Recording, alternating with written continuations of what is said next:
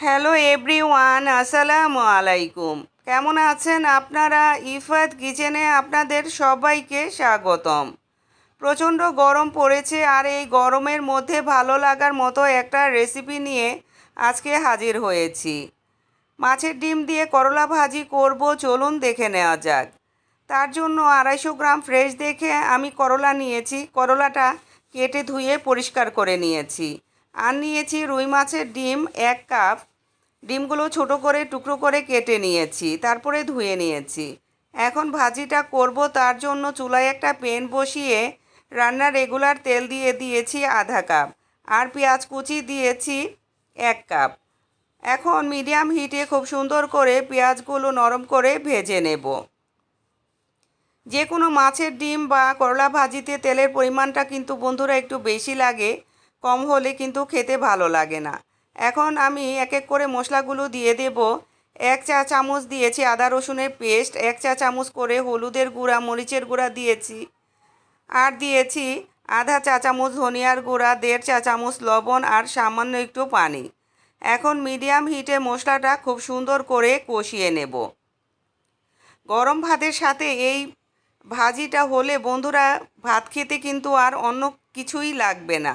আপনারা একদিন হলো এই রেসিপি ফলো করে রান্না করে খেয়ে দেখতে পারেন। আশা করি আপনাদের অনেক বেশি ভালো লাগবে। মাছের ডিমটা এখন মশলার ভিতরে আমি দিয়ে দিয়েছি। এখন খুব সুন্দর করে আমি মাছের ডিমটা মশলার সাথে কষিয়ে নেব। এখানে আমি কোনো প্রকার পানি ব্যবহার করব না। এখন চুলার হিটটা আমি মিডিয়াম লোতে নিয়ে যাব, যাতে ডিমটা বেশি খরখরা না হয়ে যায়, একটু জুসি ভাবটা থাকে। ডিমটা প্রায় হয়ে গেছে। এখন করলাটা আমি ডিমের মধ্যে দিয়ে দেব, তারপরে উল্টে পাল্টে নেড়ে চেড়ে ডিমের সাথে করলাটা মিশিয়ে নেব। আমার রেসিপিটা যদি আপনাদের একটু হলেও ভালো লাগে, প্লিজ আমার চ্যানেলটাকে সাবস্ক্রাইব করবেন, লাইক কমেন্ট শেয়ার করে আমার পাশে থাকবেন। এখানে আমি 8-10টা কাঁচা পাকা কাঁচামরিচ দিয়ে দেব মাঝখান থেকে চিড়ে। তারপরে মিডিয়াম হিটে খুব সুন্দর করে উল্টে পাল্টে নেড়ে চেড়ে ভাজিটা করে নেব। এখন এখানে ভাজা জিরার গুঁড়া 1 চা চামচ দিয়ে দিয়েছি, তারপরে আবারও নেড়ে চেড়ে নিচ্ছি। আমি কিন্তু ঢেকে দেব না, এভাবেই ভেজে নেব। ঢেকে দিলে করলার কালারটা নষ্ট হয়ে যাবে। আমার ভাজিটা কিন্তু হয়ে গেছে, আমি গ্যাসের চুলাটা অফ করে দিয়েছি। দেখেন মাশাআল্লাহ ফাইনাল লুকটা কতটা লোভনীয় হয়েছে।